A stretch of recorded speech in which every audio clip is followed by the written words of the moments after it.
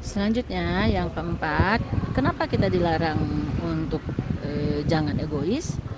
Ini artinya kita mengajarkan bersyukur. Tidak ada yang lebih baik dalam larangan egois kecuali mengajarkan umatnya untuk banyak-banyak bersyukur kepada Allah.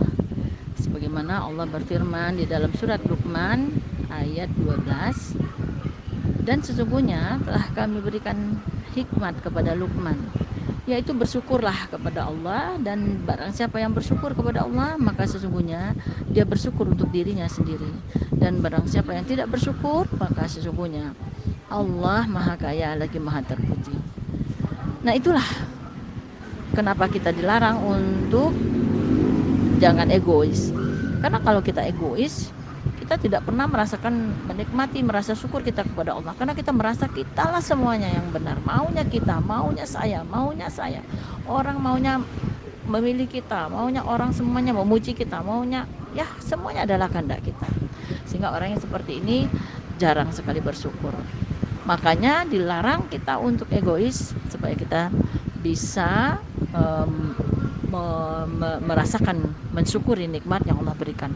Karena apapun yang kita dapatkan di atas dunia ini, itu semua adalah atas kehendak Allah, bukan kemauan kita.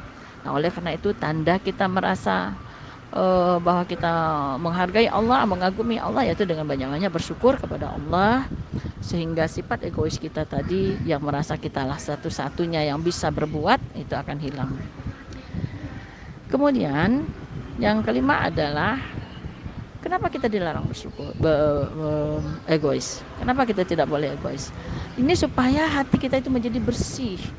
Jadi hati kita menjadi suci atau mensucikan diri kita. Nah, apa kata Allah di dalam Al-Quran, di dalam surat Fatir, surat ke-35 ayat 18? Dan orang-orang yang berdosa tidak akan memikul dosa orang lain. Dan jika seseorang yang berat dosanya memanggil orang lain untuk memikul dosanya, itu tiadalah akan dipikulkan untuknya sedikit pun, meskipun yang dipanggilnya itu kaum kerabatnya. Sesungguhnya yang dapat kamu berikan sesungguhnya yang dapat kamu beri peringatan hanyalah orang-orang yang takut kepada azab Tuhannya, sekalipun mereka tidak melihatnya, dan mereka mendirikan sembahyang. Dan barang siapa yang mensucikan dirinya, sesungguhnya ia mensucikan diri untuk kebaikan dirinya sendiri, dan kepada Allah lah kembalinya kamu. Dari sini kita bisa melihat Allah sudah menjelaskan kepada kita bahwa orang-orang yang berdosa tidak akan memikulkan atau memberikan beban kepada orang lain. Dan kalau misalnya seseorang itu mempunyai dosa yang berat, memanggil orang lain untuk memikul beban dosanya, itu pun Allah tidak akan berikan. Ya, tidak ada satupun dosa itu bisa dipikulkan oleh orang tersebut atau kepada orang lain, walaupun kaum kerabatnya sendiri, suaminya, anaknya, dan lain sebagainya. Nah, kemudian di ayat berikutnya dikatakan sesungguhnya yang dapat kamu beri peringatan hanyalah orang-orang yang takut kepada azab Allah. Nah, jadi memang betul Bunda Mahat dan Ukhti semua, bahwa sebenarnya hanya yang bisa memberikan peringatan itu hanya orang yang takut kepada azab Allah. Dimana orang yang takut kepada azab Allah ini dia tidak melihat Allah, walaupun dia merasa tidak melihat Allah, tapi dia tetap mendirikan sholat. Dan siapapun, nah di sini dikatakan ayat berikutnya itu, siapapun yang mensucikan dirinya, sesungguhnya yang mensucikan dirinya sendiri, dan untuk kebaikan dirinya sendiri, dan kepada Allah lah kembalinya kamu. Jadi kalau kita ingin mensucikan diri kita, kalau kita ingin membersihkan hati kita, itu berpulangnya adalah kepada kita sendiri. Ya, jadi bukan artinya Allah tidak merasa dirugikan kalau kita mau mensucikan diri, ataupun kalaupun tidak, ya Allah juga tidak dirugikan. Di situ semua kembali kepada kita, kembali kepada kita sendiri. Kemudian yang berikutnya adalah sifat egois ini akan menghindari kita untuk tidak berlaku adil kepada orang, ya. Nah, jadinya artinya orang yang tidak egois, yang berusaha menghindari keegoisannya, maka dia bisa berlaku adil kepada semua orang.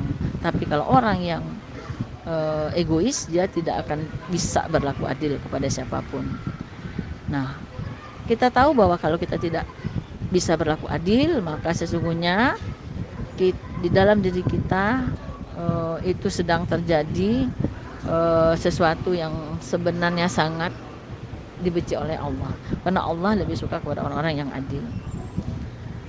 Allah berkata di dalam Al-Quran, dalam ayat surat Fatir ayat ke-12, dan tiada sama antara dua laut, yang ini tawar, segar, sangat tawar, sedap diminum, sedang rasanya dan sedap rasanya, dan yang lain asin, lagi pahit karena berlaku terlalu asin.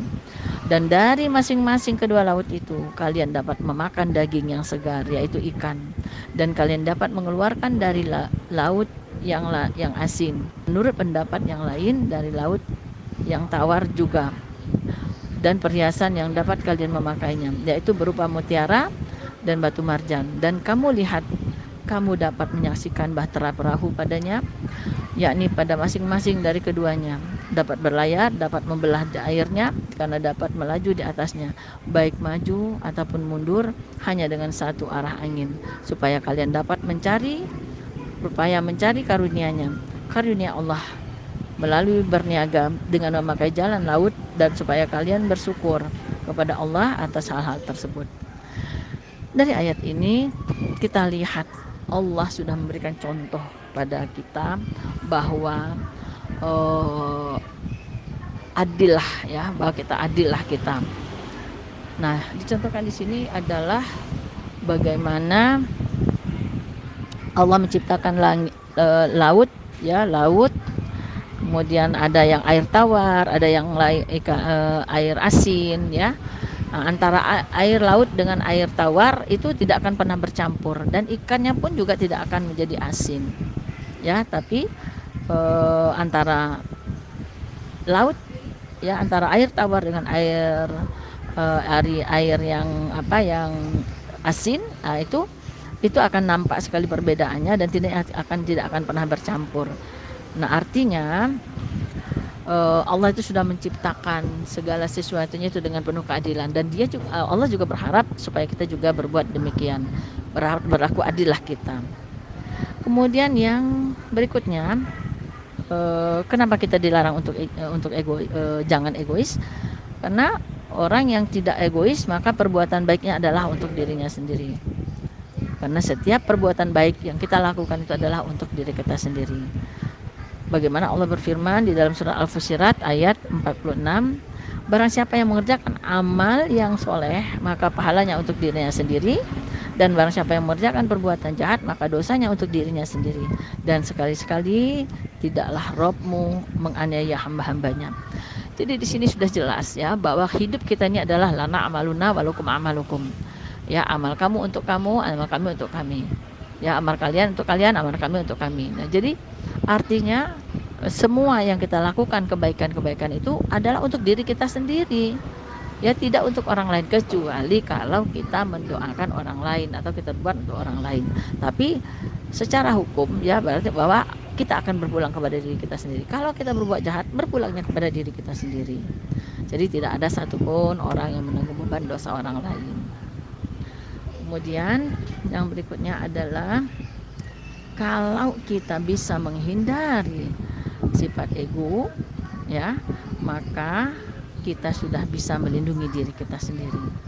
Sesungguhnya Allah melarang ego agar kita tidak mendapatkan dampak buruk dan terhindar dari segala hal yang menyesatkan, seperti misalnya sumber pokok ajaran Islam. Sehingga kita mau berdiskusi dengan orang lain ya, kita mau menerima masukan-masukan orang lain, tidak egois, tidak merasa bahwa kita yang paling benar, kita yang paling hebat, kita yang paling cantik dan lain sebagainya. Nah, demikianlah ya, kalau kita lihat bahwa inilah sebenarnya kenapa kita dilarang sekali, jangan sampai kita itu menjadi orang yang egois.